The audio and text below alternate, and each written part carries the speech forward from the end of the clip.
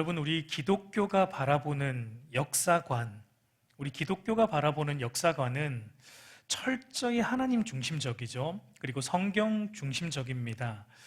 우리 그리스도인들은 이 세상 역사는 창세기 1장 1절 말씀, 태초에 하나님이 천지를 창조하시니라 라는 것으로 이제 역사가 시작이 되었고, 그리고 이제 계시록 우리 마지막 장 22장 20절 21절에 내가 진실로 속히 오리라 하시거늘 아멘 주 예수여 어서 오시옵소서 주 예수의 은혜가 모든 자들에게 있을지어다 아멘으로 끝나는 것으로 우리는 믿습니다.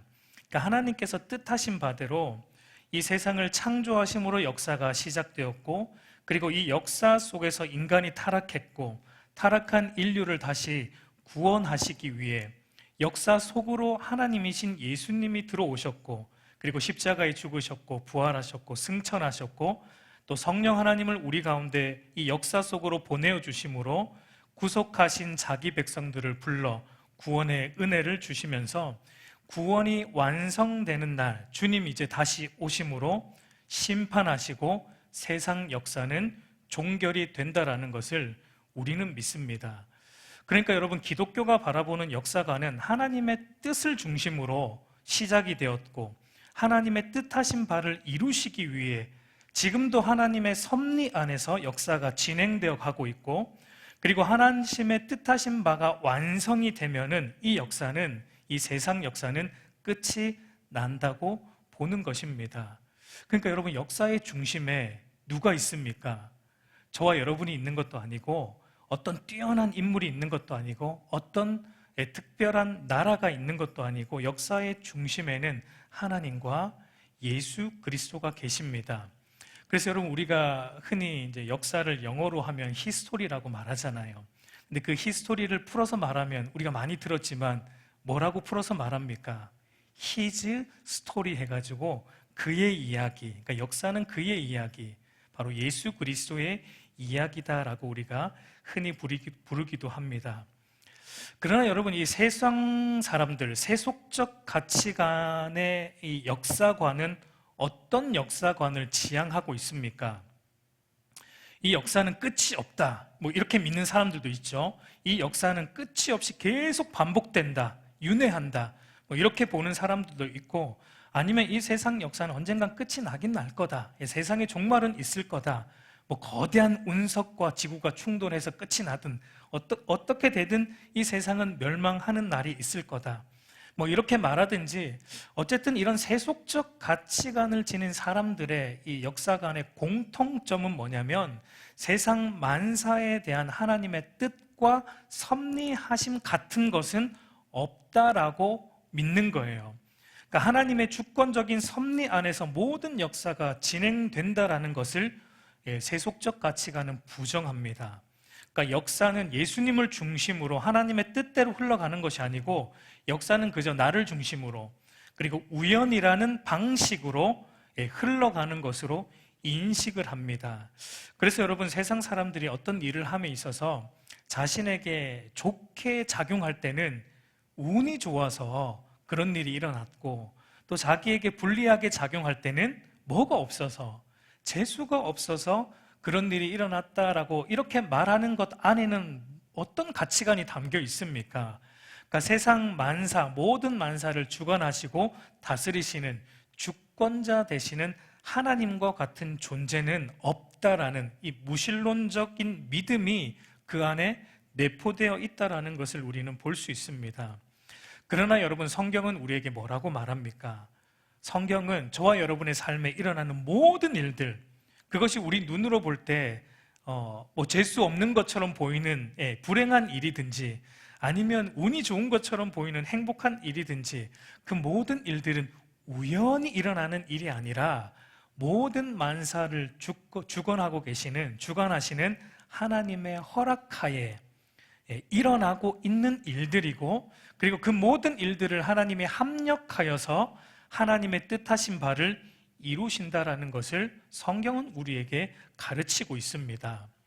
그래서 여러분, 하이델베르그 교리문답 27문을 보면 모든 만사를 섭리하시는 하나님에 대해 이렇게 말하고 있습니다. 우리 한번 같이 읽어볼게요. 하나님의 섭리란 무엇입니까?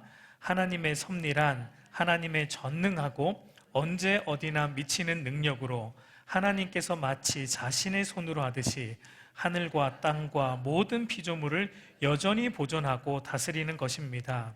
그리하여 잎새와 풀, 비와 가뭄, 풍년과 흉년, 먹을 것과 마실 것, 건강과 질병, 부와 가난, 참으로 이 모든 것이 우연이 아니라 아버지와 같은 그의 손길로 우리에게 임합니다.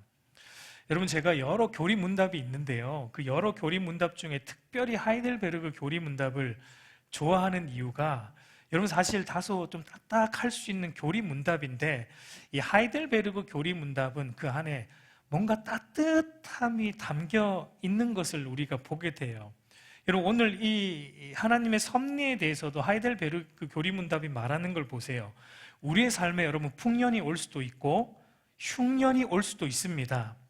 우리의 삶에 건강이 주어질 수도 있고 질병이 주어질 수도 있습니다. 우리의 삶에 부가 주어질 수도 있고 가난이 주어질 수도 있습니다. 그런데 여러분, 하이델베르그 교리문답을 작성한 분들이 뭐라고 말합니까? 이 모든 것이 우연이 아니고 어떻게 임한다고 말합니까? 아버지와 같은 그의 손길로 우리에게 임한다라고 말합니다. 그러니까 그냥 하나님의 손길로 임한다라고 말하지 않고 아버지와 같은 그의 손길로 이 모든 것이 우리에게 임한다고 말해요. 우리의 삶에 여러분 가난이 올 수 있어요. 질병도 올 수 있습니다. 흉년이 올 수 있어요. 그러나 그 모든 순간도 하나님께서 아버지의 마음으로 우리에게 허락하셨다라는 것을 우리는 기억해야 됩니다. 여러분, 베드로 당시에 거짓 선생들이 말하는 것처럼 하나님께서 세상을 창조만 하셨고 멀리 떨어져서 세상에 대해 무관심하신 하나님이기 때문에 우리에게 그런 아픔이 우연히 찾아온 것이 아니라는 것입니다. 그 모든 아픔들도 아버지 하나님의 주권적인 섭리의 손길 안에서 일어나고 있으니까 걱정하지 말라고 우리에게 말하고 있습니다. 그래서 여러분, 하이델베르그 교리문답 28문, 그 다음 28문을 보면은 이 섭리하심을 믿는 것의 유익이 우리에게 어떤 유익이 있는가 이렇게 말해줍니다. 우리 한번 답만 한번 같이 읽어보겠습니다. 우리는 어떠한 역경에서도 인내하고 형통할 때에 감사하며 또한 장래 일에 대해서도 우리의 신실하신 하나님 아버지를 굳게 신뢰하여 어떠한 피조물이라도 우리를 하나님의 사랑에서 끊을 수 없으리라 확신합니다. 모든 피조물이 하나님의 손안에 있으므로 그의 뜻을 거슬러 일어나거나 되는 일은 하나도 없습니다. 여러분, 한마디로 뭐라는 겁니까? 모든 일이 하나님의 손안에 있으니까 걱정하지 말라는 거예요. 염려하지 말라는 겁니다. 여러분, 그러니까 그리스도인은 이런 하나님의 주권적인 섭리하심을 믿기 때문에 모든 순간을 하나님 안에서 기뻐하고 안식할 수 있는 사람들입니다. 하나님의 이런 주권적인 섭리의 손길로 세상 모든 일들을 우리는 바라보고 그리고 해석하고 적용하며 살아가요. 그것이 바로 여러분 성경적 역사관이에요. 하나님 중심적 역사관입니다. 그래서 여러분, 사도 바울도 그리스도인들이 이 영적 전쟁과 같은 이 세상을 살아가면서 우리가 취해야 될 전신갑주가 있는데 가장 먼저 취해야 될 전신갑주가 무엇이라고 우리에게 말해주고 있습니까? 우리 에베소서 6장 13절 14절 우리 한번 같이 읽겠습니다. 그러므로 하나님의 전신갑주를 취하라. 이는 악한 날에 너희가 능히 대적하고 모든 일을 행한 후에 서기 위함이라. 그런즉 서서 진리로 너희 허리띠를 띠고 라고 말합니다. 여러분, 우리 그리스도인들이 가장 먼저 입어야 할, 취해야 할 전신갑주는 진리의 허리띠예요. 다른 것보다 가장 먼저 우리가 입어야 되는, 그러니까 이거를 입지 않으면 그리스도인이 될 수 없는데 이 입어야 될 전신갑주가 뭐냐면 진리의 허리띠입니다. 여러분, 허리는 어떤 역할을 합니까? 우리 온몸의 힘을 지탱해주는 아주 몸의 중요한 부분이에요. 허리가 망가지면 힘을 쓸 수가 없습니다. 그러니까 여러분, 허리에 진리를 띠를 띠라는 이 말은 무슨 의미입니까? 우리가 싸워야 할 이 영적 전쟁, 이 세상살이, 영적 전쟁의 핵심은 진리로 무장하는 것입니다. 진리는 여러분 하나님의 말씀이죠. 성경 말씀이죠. 그러니까 성경 말씀으로 모든 것을 바라보고 해석하고 성경적 가치관, 이 성경적 역사관으로 우리의 생각과 가치관이 변화되지 않으면 우리는 영적 전쟁에 임할 수 없다라는 겁니다. 우리의 가치관이 여러분 성경적 가치관, 하나님 중심적 가치관으로 바뀌지 않으면 우리가 그 뒤에 무슨 갑주를 취하든 소용이 없다라는 거예요. 그 뒤에 착용하게 되는 다른 모든 갑주가 힘을 발휘하려면 먼저는 우리의 가치관이 바뀌어야 됩니다. 성경적 가치관, 하나님 중심적 가치관으로 변화되고 무장이 되어야 한다라는 것을 사도 바울은 말하고 있습니다. 그래서 여러분 베드로도 좀 그런 관점에서 지금 오늘 본문을 시작하는 거예요. 모든 만사를 섭리하고 있다라는 이 하나님의 섭리하심에 대한 사실을 너희가 잊지 말라라고 베드로도 권면합니다. 우리 8절을 보면 사랑하는 자들아 주께는 하루가 1000년 같고 1000년이 하루 같다는 이 한 가지를 잊지 말라라고 말합니다. 여러분 사도 베드로는 그리스도인들에게 다시 한번 사랑하는 자들아 라고 아주 따뜻하게 부르고 있어요. 여러분 이 베드로 후서 마지막 장 3장 안에 사랑하는 자들아 라는 표현이 몇 번 나올까요? 총 4번이 나옵니다. 1절에 한 번 나오고 오늘 우리 본문 8절에 나오고 14절에도 한 번 나오고 17절에도 한 번 나와요. 그러니까 반복적으로 베드로가 우리 그리스도인들을 가리켜 사랑하는 자들아. 여러분 당시 그리스도인들의 이 상황이 어땠습니까? 그러니까 당시 그리스도인들의 상황이 안과 밖으로 고난 중에 있었습니다. 안으로는 거짓 선생들이 들어와 있습니다.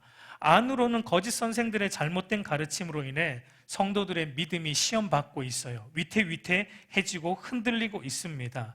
그리고 밖으로는 어떻습니까?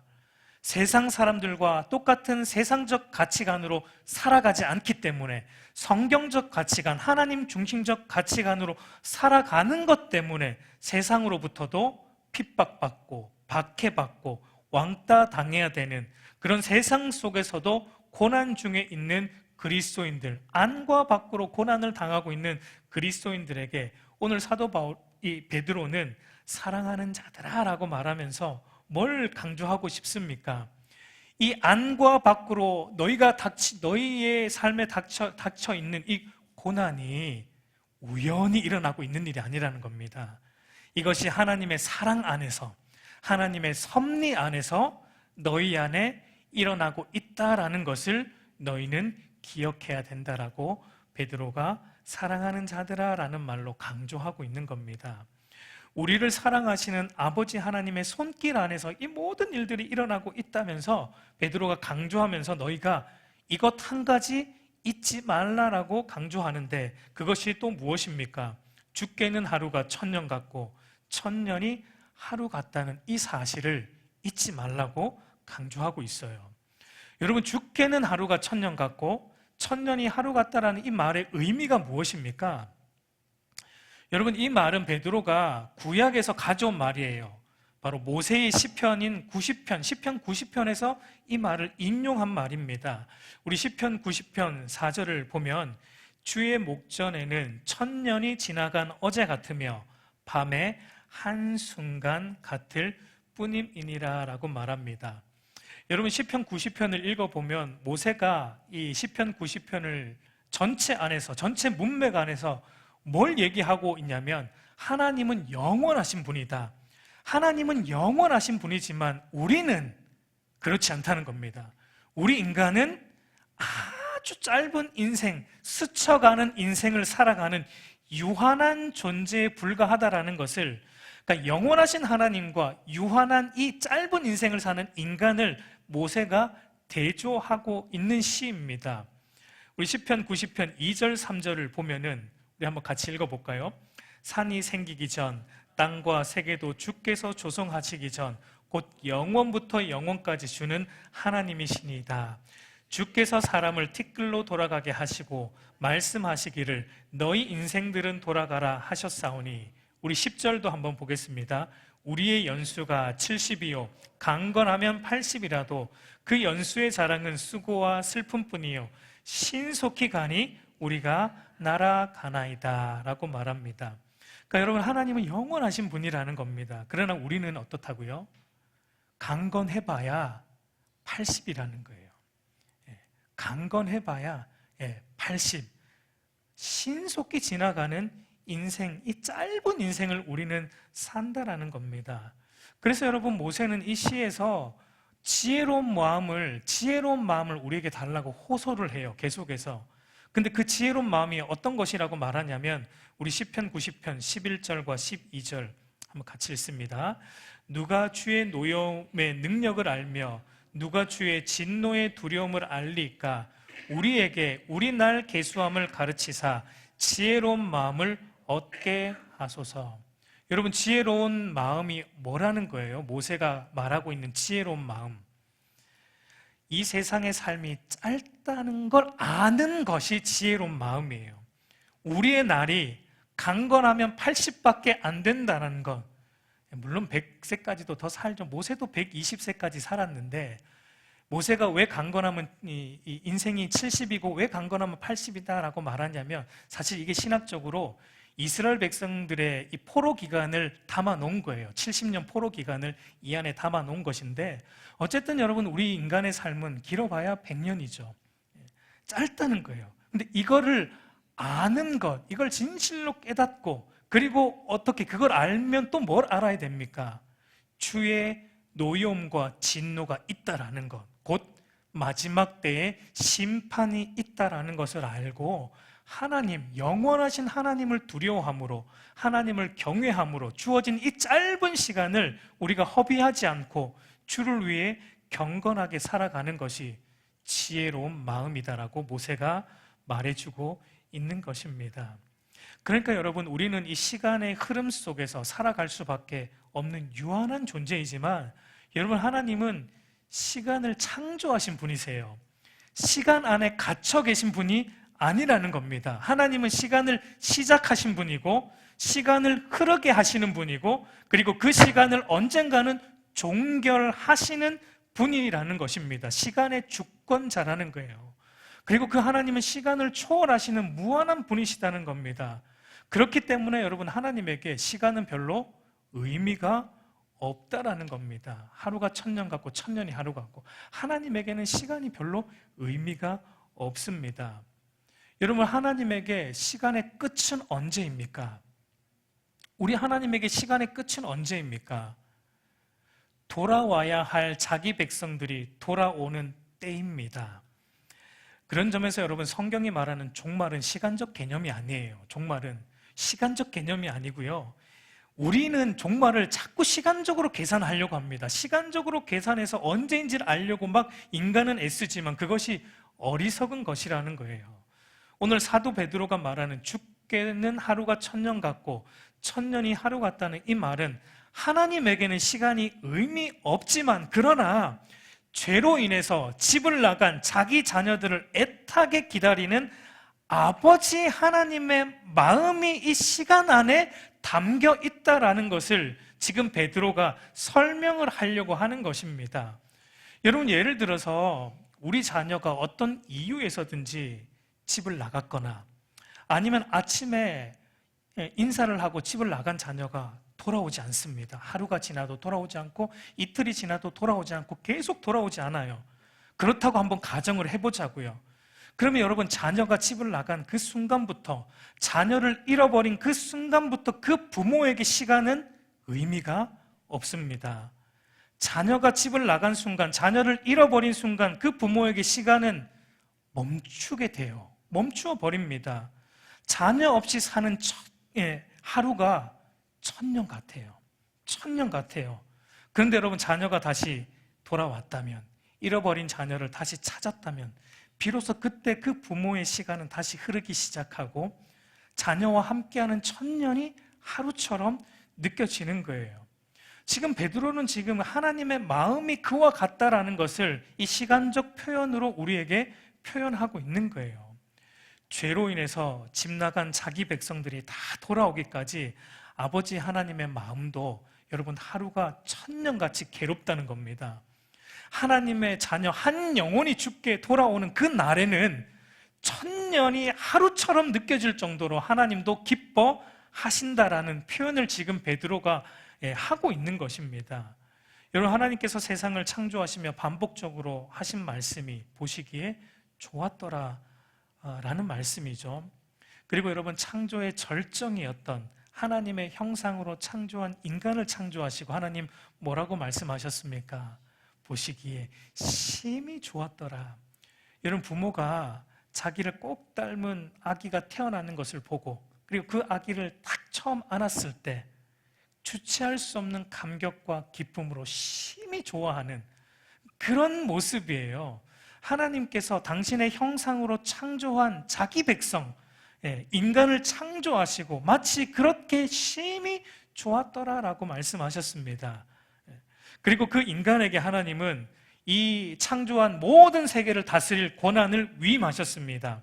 하나님께서 이 세상을 영광스럽고 선하게 창조하셨듯이 하나님은 자기 형상으로 창조한 인간에게 이 영광스러운 세상, 이 선한 세상, 더 확장하는 거룩한 창조의 사명을 인간에게 하나님은 부여하셨습니다. 에덴에서 더 확장시켜 나아가는 창조 사명을 하나님께서 인간에게 부여하셨어요. 그러나 여러분, 첫사람 아담은 그 하나님의 뜻을 저버립니다. 자신의 뜻으로 세상을 다스려 보고자 선악과를 먹었고 자기 힘으로 살겠다고 하나님의 집을 떠나갑니다. 아버지 하나님과 기뻐하는 그 기쁨의 동산, 에덴 동산을 아담은 떠나갑니다. 여러분, 그래서 여러분, 아담이 하나님을 떠난 창세기 3장 시점으로부터 사실상 하나님에게도 시간은 멈추어 버렸습니다. 물리적인 역사의 시간은 계속 흘러가고 있어요. 물리적인 시간은 흘러갑니다. 그러나 아버지 하나님의 마음속의 시간은 그 이후로 하루가 천년 같은 것입니다. 그래서 여러분, 베드로는 계속해서 그런 하나님의 마음을 중심으로 이렇게 서술하고 있습니다. 9절을 보십시오. 9절을 보면 주의 약속은 어떤 이들이 더디다고 생각하는 것 같이 더딘 것이 아니라 오직 주께서는 너희에 대하여 오래 참으사 아무도 멸망하지 아니하고 다 회개하기에 이르기를 원하시느니라 라고 말합니다. 여러분, 우리의 시간적 개념으로 볼 때 하나님이 늦게 오시는 이유가 무엇인가? 주께서 강림하신다라는 약속이 어디 있는가? 하나님은 창조만 하셨지 세상 만사에 관심이 없으신 무관심한 하나님이다라고 말하는 거짓 선생들과 그리고 세상 사람들의 그런 조롱하는 말과 같지 않고 하나님이 늦게 오시는 유일한 이유는 뭐냐면 아무도 멸망하지 않고 다 회개하여 돌아오기까지 지금 하나님께서 오래 참고 기다리고 있기 때문이다라고 베드로가 말하고 있는 거예요. 집 나간 자녀를 애타게 기다리는 부모의 마음으로 지금 하나님을 조금 헤아려 보라고 베드로가 권면하고 있는 거예요. 여러분, 우리가 잘 아는 그 가요 중에 어머니는 짜장면이 싫다고 하셨어라는 가요가 있지 않습니까? 여러분, 이 노래가 의미하는 바가 무엇입니까? 우리가 어렸을 때는 정말 어머니가 짜장면을 싫어하는 것으로 아는 어린 시절이 있었다는 겁니다. 그러나 내가 어른이 되어 보니까, 커 보니까, 자녀를 길러 보니까 그 말이 무슨 의미인지를 알게 되었다는 거죠. 자식을 위해. 자식이 먹는 것만으로도 자기 배가 불러서 자식이 그 짜장면을 다 먹기를 바라는 그 어머니의 마음 때문에 엄마는 짜장면 별로 안 좋아해 라고 말했던 그 자녀를 향한 엄마의 사랑의 마음을 어른이 되어서야 비로소 알게 된 그런 가사의 내용입니다. 여러분, 어쩌면 본문에서 베드로가 말하고 있는 것이 마치 이 가요의 뉘앙스와 비슷해요. 하나님이 더디 온다고 하셨어.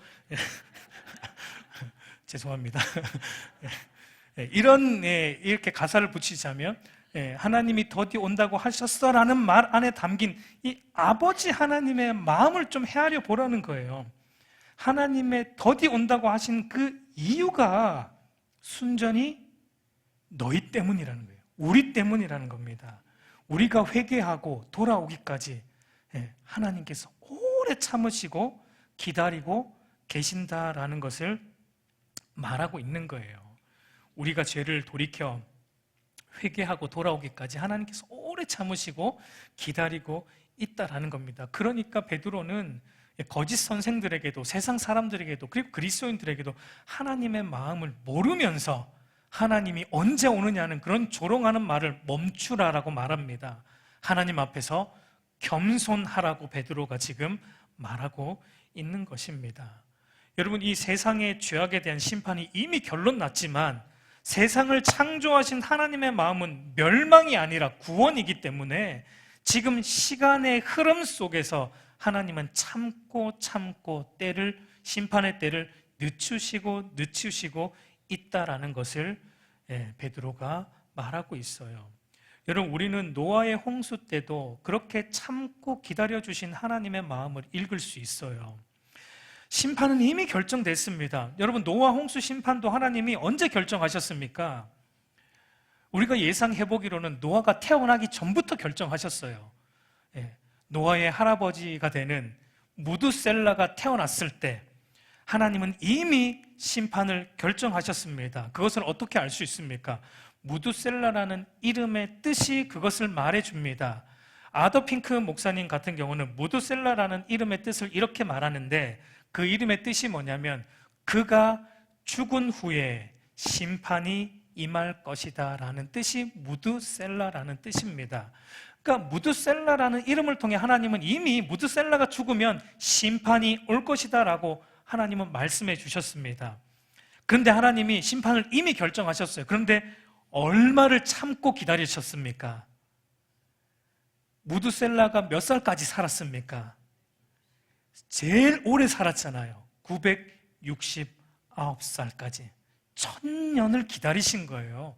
1000년을 하나님은 심판을 보류하시고 기다리신 겁니다. 오늘 베드로의 말처럼 하루를 1000년같이 1000년을 하루같이 하나님은 1000년 동안 노아 때의 심판에도 1000년 동안 심판을 보류하시고 참아주셨어요.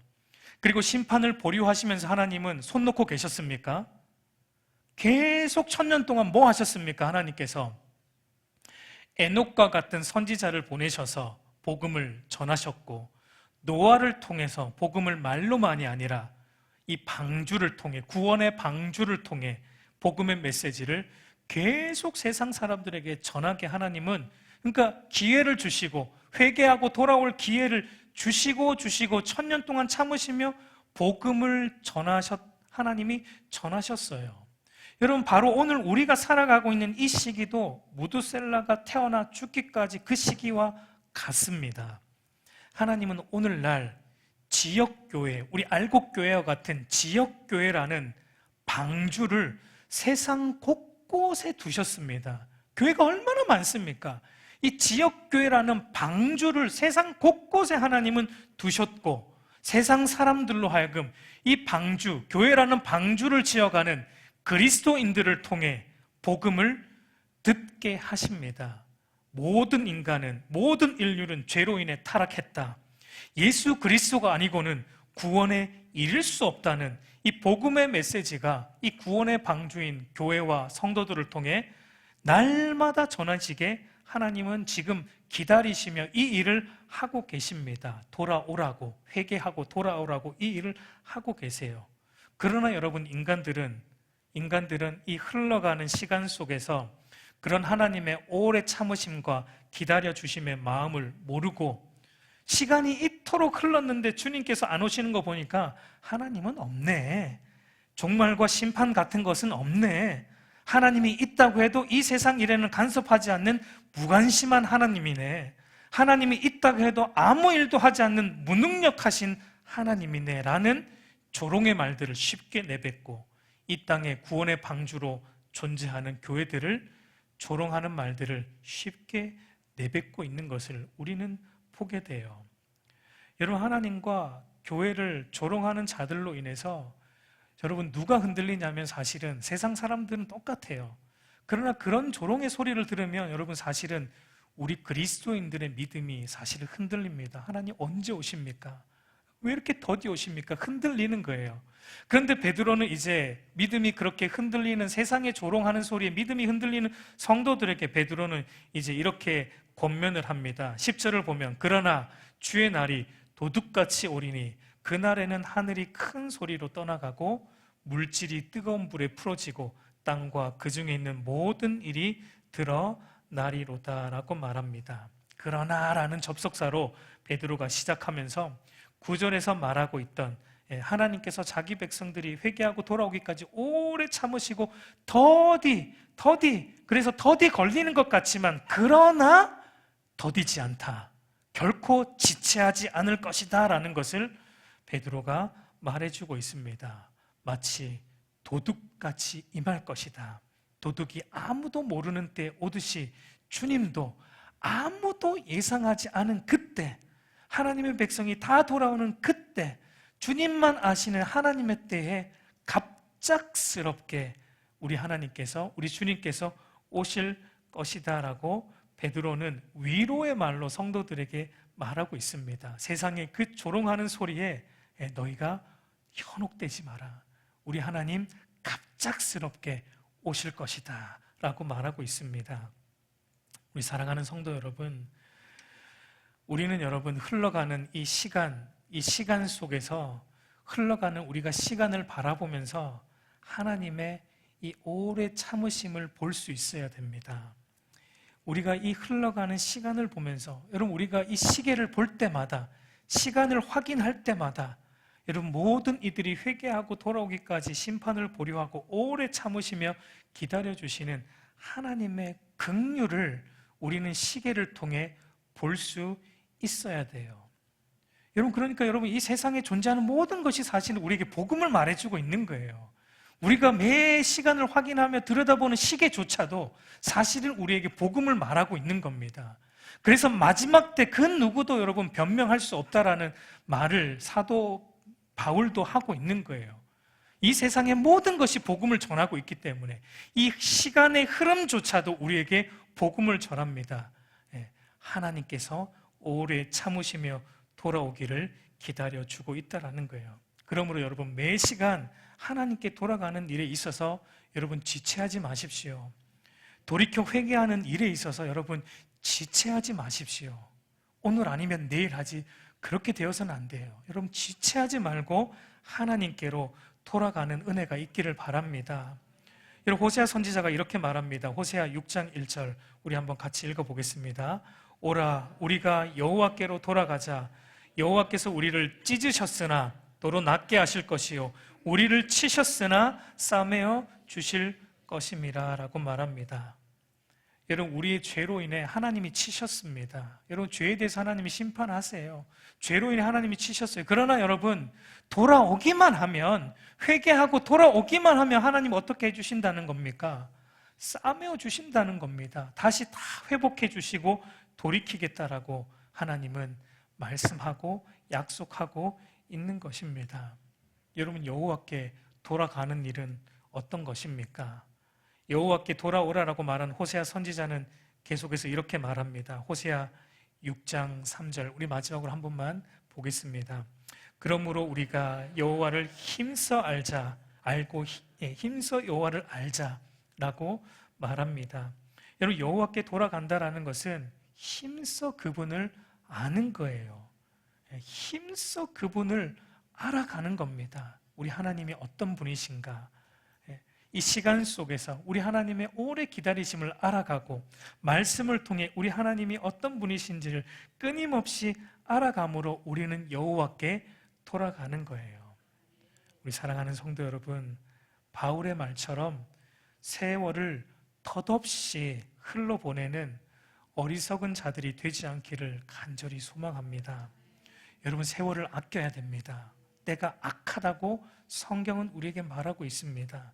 세월을 아껴서 주의 뜻을 이해하고 순종하는, 그래서 끊임없이 여호와께로 돌아가는 지혜로운 자들이 되기를 우리 주님의 이름으로 축복합니다.